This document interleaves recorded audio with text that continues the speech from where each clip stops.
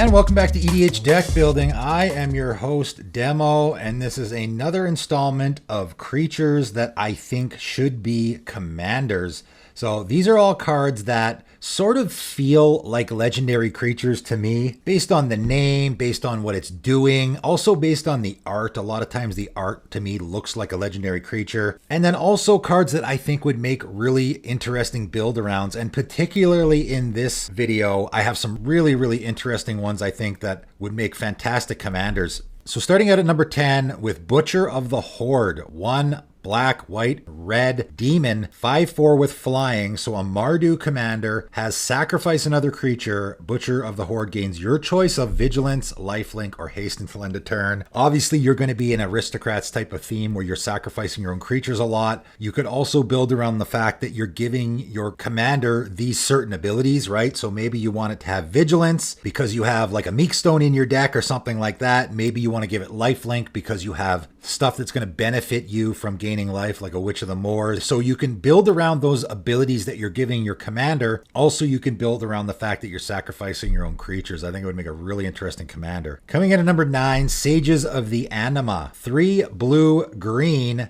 elf wizard, 3/4. And again, this one really, to me, feels like, Send Triplets is an obvious comparison here. You got 3 wizards, they're all hanging out together. Really feels like a legendary creature to me and has a very interesting ability. If you would draw a card, instead reveal the top 3 cards of your library. Put all creature cards revealed this way into your hand and the rest of them on the bottom of your library in any order.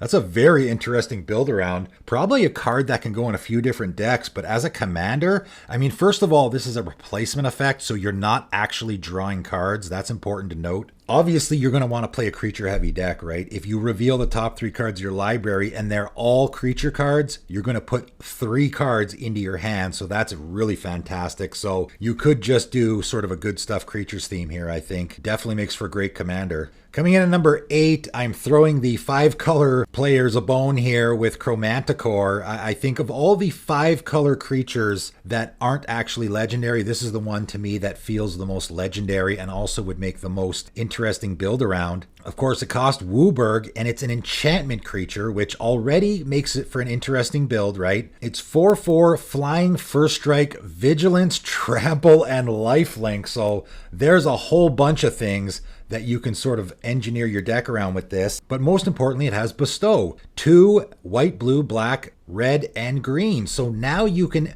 bestow this on a creature, right? So I can build my deck here where I want to maybe just cast my commander and do more of a Voltron style, or I can find other great creatures that I want to put in this deck that I want to give +4/+4 flying, first strike, vigilance, trample, and lifelink too. And of course, there's probably a ton of creatures that you can do that with, right? Like a Cephalid Constable would look great with this guy on him. Cold-Eyed Selkie would look fantastic with this guy attached to him. So I think that would make a great commander. Coming in at number 7, Herald of Lashrack. And this is a card that I mentioned in a recent 10 cards video that is just an interesting include in the 99. But does this one ever seem like a legendary creature? Look at the art. You look at that art, it looks like a guy sitting in a throne maybe. Really feels like a legendary creature to me. 6 in a black avatar, 2/4 with flying, and of course has a really fantastic unique ability that again makes for an interesting build around. Cumulative upkeep, gain control of a land you don't control, and gets +1/+1 for each land you control but don't own. And when it leaves the battlefield, each player gains control of each land they own that you control. So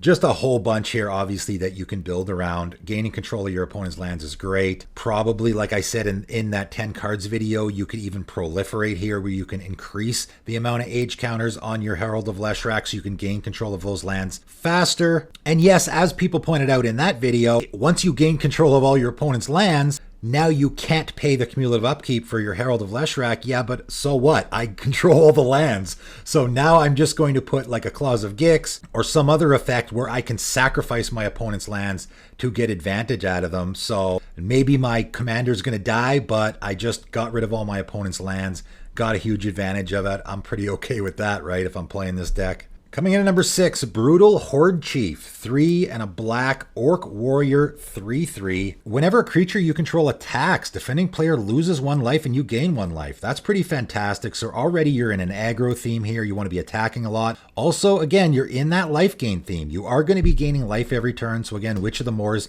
is a card that could definitely fit in this deck, but also has this fantastic ability, 3 and 2 hybrid Boros mana. So 5 mana, creatures your opponents control block this turn if able, and you choose how those creatures block. That's definitely a build around ability for sure. Obviously, this is a Mardu commander, right? Because it has that Boros ability there. Also is an Orc Warrior. I think this would make a really interesting Orc tribal commander if you wanted to go that route. But I just love that you're doing a whole lot of different things here where you're draining your opponents when you attack. You have that really awesome ability where you can control who's blocking. I think this guy would be really fantastic as a commander. Coming in at number 5, and this is an interesting one. Questing Feldergriff, 1 green, white, and a blue. So a Bant commander, 4/4. It's a Feldergriff. And of course, everyone knows the original Feldergriff, and that is a legendary creature. Everyone builds their hug decks typically, although I've played against decks that are not hug decks with a Feldergriff, and I gotta tell you, very interesting build-arounds. I really like the strategy there, where, say, you're giving your opponents creatures or you're making your opponents draw cards and taking advantage of that. It can be done. You don't have to build a hug deck here. They did Questing Feldergriff in Plane Shift, and for some reason, it wasn't legendary. I don't know why. I think it definitely should be. It's very similar to the original one. There's a little bit of difference there with the abilities. Again, it's got those 3 Bant abilities that do different things, but they're a little bit different from the original one. So it would be a similar deck, but maybe you could go different ways with it because you're doing different stuff. I just think it definitely should be legendary. And also, like the original Feldergriff, makes for a really interesting build around. Coming in at number 4, and this one I really like, Karoo Lich Lord. And again, really to me feels like a legendary creature. 3 black, green, and blue. So a Sultai commander, zombie wizard, 4/4. And check out this ability. At the beginning of your upkeep, you may pay 2 and a black. If you do, return a creature card at random from your graveyard to the battlefield. It gains flying, trample, and haste. Exile that card at the beginning of your next end step. So sort of an unearth ability a little bit. You're doing similar to what a Cedrus deck is doing. In fact, the activation cost there is the exact same. So very similar, except this is at the beginning of your upkeep. You could throw a Paradox Haze in this deck so that you get this trigger twice per turn. You're returning a card at random, which is interesting. You know, you can manipulate your graveyard so that maybe you only have just the 1 creature in your graveyard so that you're guaranteed to get it. That creature also gets flying, trample, and haste.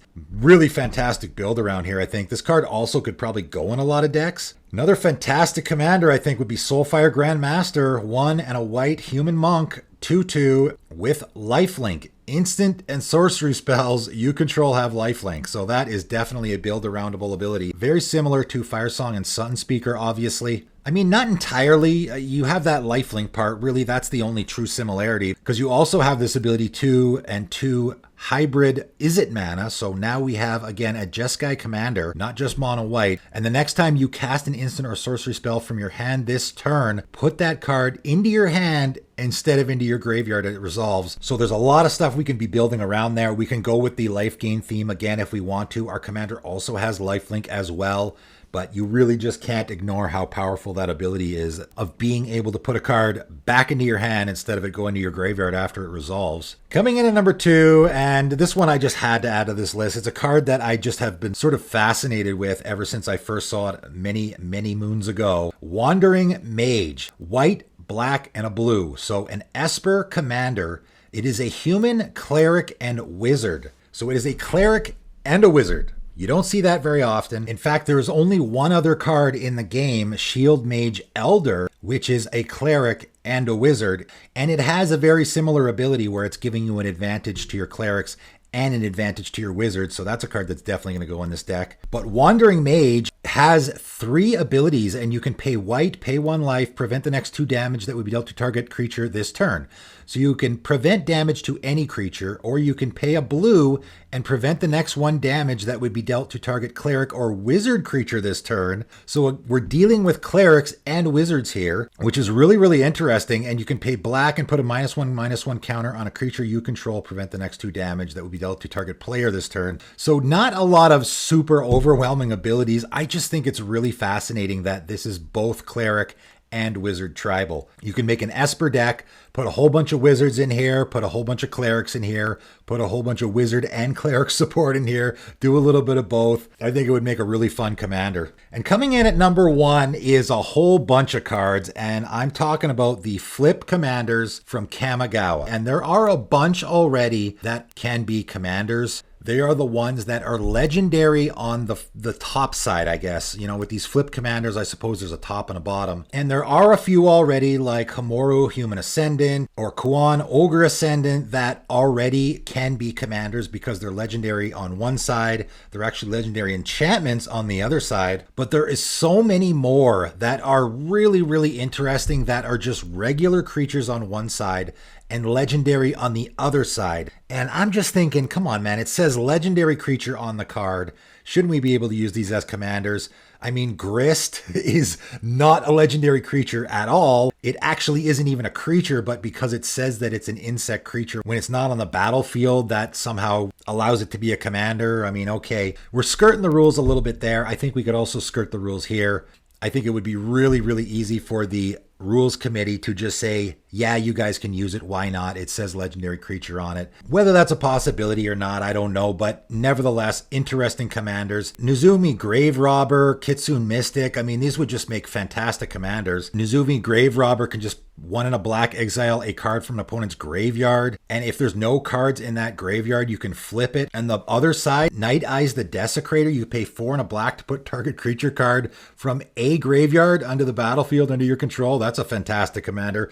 Probably a great card in the 99 too. Kitsune Mystic at the end of turn. If Kitsune Mystic is enchanted by 2 or more enchantments, flip it. So you're in a mono white aura deck, right? And once they're flipped, it's Autumn Tail, Kitsune Sage, and you can just pay 1 mana to move target enchantment, enchanting a creature to another creature. And yes, that includes your opponent's creatures, right? So you can put a pacifism type effect on a creature and then move it around to other creatures for only 1 mana. Baduko Gardener, there's a great one. Just tap to put a land card from your hand onto the battlefield, and then if you control 10 or more lands, you can flip Baduko Gardener. And when you do, it becomes Doke Weaver of Life, and you can pay 4 green, green, and tap, create an XX green elemental creature token, where X is the number of lands you control. That would make a fun build around, I think. There's a lot of interesting ones here that I think you could definitely make for interesting commanders. Not any of them are particularly too powerful, so why not? I don't know. But that is it for today, and as I've done with a lot of these videos before, I'm gonna make one of these decks. Anybody watching this video, if you've seen any of these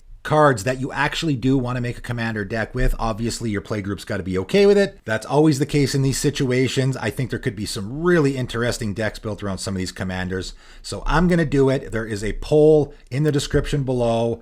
Go ahead and vote on which one of these commanders you want to see me make a deck out of, and I will do so. But that is it for today, and thanks for tuning in.